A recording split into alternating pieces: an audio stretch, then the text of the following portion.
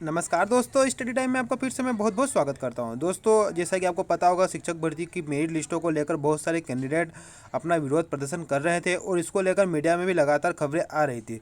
तो यहां पर जनसंपर्क मध्य प्रदेश मतलब कि सरकार की तरफ से ही फैक्ट चेक किया गया। उनका एक पेज है जनसंपर्क फैक्ट चेक। उन्होंने चेक किया कि इस न्यूज़ में क्या सही सत्यता है, क्या गलत है। इनकी तरफ से जो बातें बताई जा रही है, इनकी तरफ से बताई जा रही है। ओके, तो यहाँ पर इन्होंने कहा है कि दैनिक समाचार पत्र दैनिक भास्कर में कम रैंक वालों को पहले नियुक्ति, मतलब कम नंबर वाले माने कि दी गई, और ज़्यादा रैंक वाले चयनित शिक्षक अब भी नियुक्ति के इंतजार में। प्रकाशित समाचार संबंध में वस्तु स्थिति।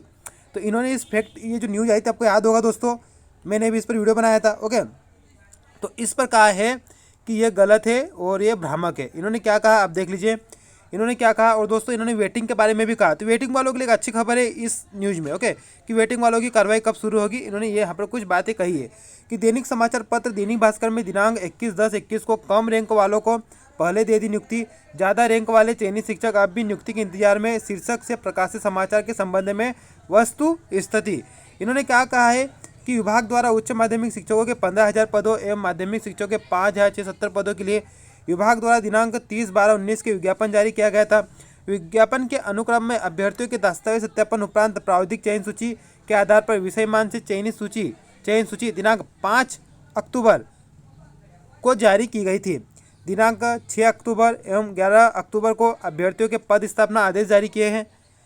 अभी तक 7,075 उच्च माध्यमिक शिक्षक एवं 3,072 माध्यमिक शिक्षक, इस प्रकार कुल 10,147 अभ्यर्थियों के पद स्थापना आदेश जारी कर दिए। मतलब दोस्तों, यहाँ पर आप ध्यान रखना, 10,147 कैंडिडेट को ज्वाइनिंग लेटर जारी हुए। ओके, जिसमें अगर देखा जाए तो 12,000 में से भी अगर देखा जाए तो फिर 2,000 कैंडिडेट बचे हुए हैं।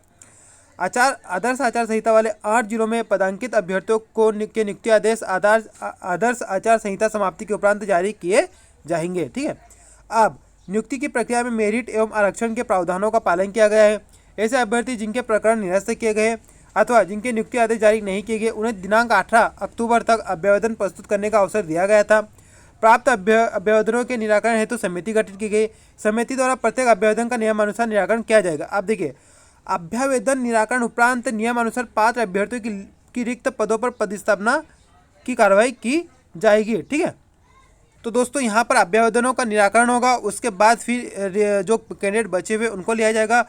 और दोस्तों, फिर इन अभ्यवेदनों के निराकरण के बाद ही फिर वो करेंगे तदुपरांत पद रिक्तता की स्थिति में प्रतीक्षा सूची पर आगामी कार्रवाई की जाएगी। मतलब कि यहाँ पर बताया गया है, एक बात ये यहाँ पर निकल के आ रही है कि आप ये जो मेरिट वालों को जितने भी इशू है वो खत्म होने के बाद वेटिंग वालों पर काम करेंगे।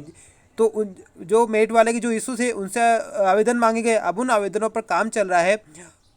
उन आवेदनों को दोस्तों उनका निराकरण करने के बाद फिर वेटिंग वालों पर काम करेंगे। तो एक वेटिंग वाले यहाँ पर इस पॉइंटों को नोट कर ले। ठीक है, फिर इन्होंने कहा है कि ये जानकारी बिल्कुल भ्रामक असत्य है। ठीक है, अब दोस्तों आप देख लीजिए।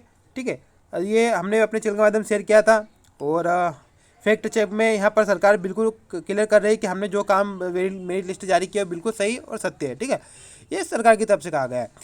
तो प्रतीक्षा सूची वालों को यहाँ पर एक डाउट था कब उनका कार्रवाई होगी। तो दोस्तों, उनके निराकरण अभ्यवेदन के निराकरण होने के बाद ही होगी। ओके, तो कम से कम पहले भी बताया कि कम से कम 2 महीने तो आपको वेट करना ही पड़ेगा। धन्यवाद।